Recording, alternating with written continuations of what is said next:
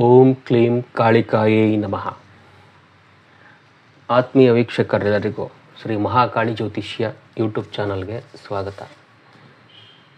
ಇವತ್ತಿನ ನಮ್ಮ ಒಂದು ಸಂಚಿಕೆಯಲ್ಲಿ ಒಂದು ಹೆಣ್ಣಾಗಲಿ ಅಥವಾ ಗಂಡಾಗಲಿ ಅದನ್ನು ಯಾರೋ ಆಕರ್ಷಣೆ ಮಾಡ್ಕೋಬೇಕು, ಅಂದರೆ ವಶೀಕರಣ ಮಾಡ್ಕೋಬೇಕು, ಅವರೆಲ್ಲ ಒಂದು ತಂತ್ರವನ್ನು ನಾನು ಇವತ್ತು ತೋರಿಸ್ಕೊಡ್ತಾ ಇದ್ದೀನಿ.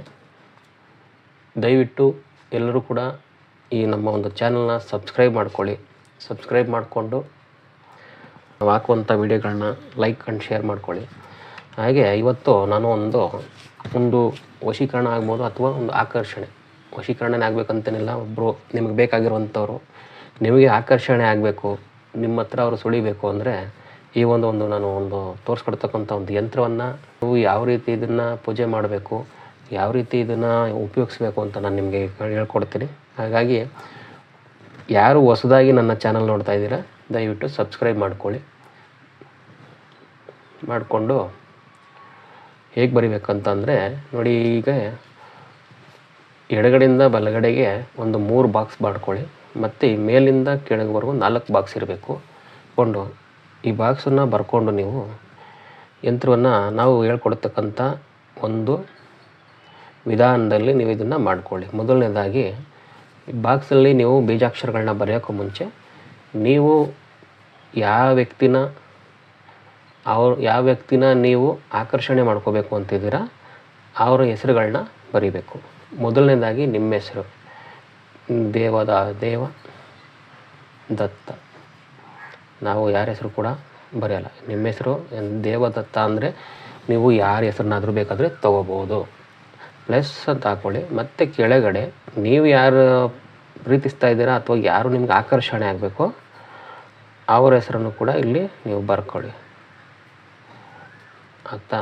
ಇದಾದಮೇಲೆ ನೀವು ಇದರ ಮಂತ್ರ ಈ ಒಂದು ಬಾಕ್ಸ್ಗಳಲ್ಲಿ ನೀವು ಬೀಜಾಕ್ಷರಗಳನ್ನ ಬರ್ಕೋಬೇಕು.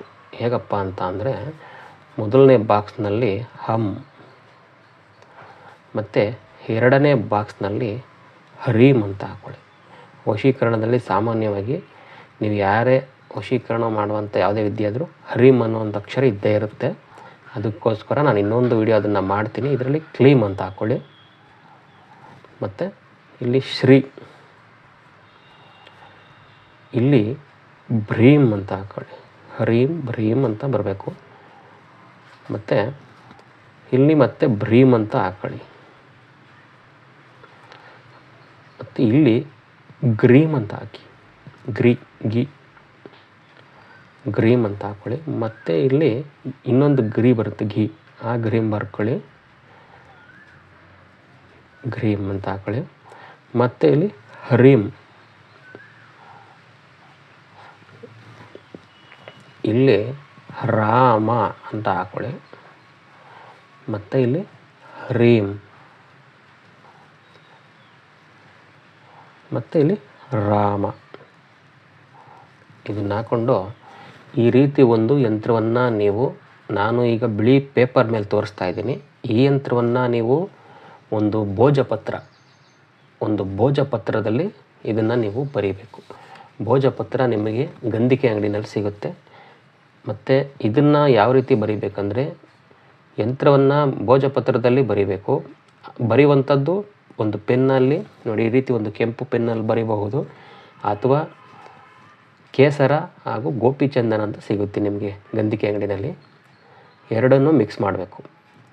ಕೇಸರ ಹಾಗೂ ಗೋಪಿಚಂದನ ಎರಡನ್ನೂ ಮಿಕ್ಸ್ ಮಾಡಿ ಭಾನುವಾರ ಚತುರ್ಥಿ ಬಿದ್ದಿರಬೇಕು ಆ ದಿನ, ಭಾನುವಾರ ಚತುರ್ಥಿ ದಿನ ನೋಡಿಕೊಂಡಿದ್ದು ನೀವು ಯಾರನ್ನು ಆಕರ್ಷಿಸಬೇಕೋ ಅವ್ರ ಹೆಸರನ್ನ ನೋಡಿ ಈ ರೀತಿ ಬರ್ಕೊಂಡು ನೀವು ಯಂತ್ರದಲ್ಲಿ ಬರೆದು ತರುವಾಯ ಒಂದು ಹೊಸ ಮಣ್ಣಿನ ಮಡಿಕೆ ಅಂದರೆ ದೊಡ್ಡ ಮಡಿಕೆ ಅಲ್ಲ, ಯಂತ್ರವನ್ನು ಇಡುವಷ್ಟು ಒಂದು ಕುಡಿಕೆ ಥರ ಬರುತ್ತೆ, ಒಂದು ಸಣ್ಣ ಮಡಿಕೆ, ಅದು ಮಣ್ಣಿನಲ್ಲಿ ಮಾಡಿರ್ತಾರೆ. ಆ ಒಂದು ಮಣ್ಣಿನಲ್ಲಿ ಮಾಡಿರುವಂಥ ಮಡಿಕೆ ಆ ಒಂದು ಕುಡಿಕೆನಾಗ್ಬೋದು.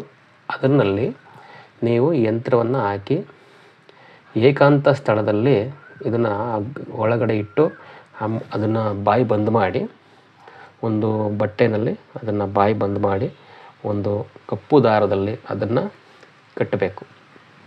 ಬಾಯಿ ಬಂದ್ ಮಾಡಿ ಯಾರೂ ಇಲ್ಲದಿರುವಂಥ ಒಂದು ಜಾಗ, ಏಕಾಂತ ಸ್ಥಳ, ನಿಮ್ಮ ಮನೆಯಲ್ಲಾಗ್ಬೋದು ಅಥವಾ ಹೊರಗಡೆ ನಿಮಗೆ ಬೇಕಾಗಿರುವಂಥ ಜಾಗದಲ್ಲಿ ಬಂದ್ ಮಾಡಿ ಇಡಬೇಕು. ಈಗ ಮಾಡೋದ್ರಿಂದ ನೀವು ಯಾರನ್ನ ಆಕರ್ಷಣೆ ಮಾಡ್ಕೋಬೇಕು ಅಂತಿದ್ದೀರಾ ಅವರು ಖಂಡಿತವಾಗಿಯೂ ನಿಮಗೆ ಆಕರ್ಷಣೆ ಆಗ್ತಾರೆ.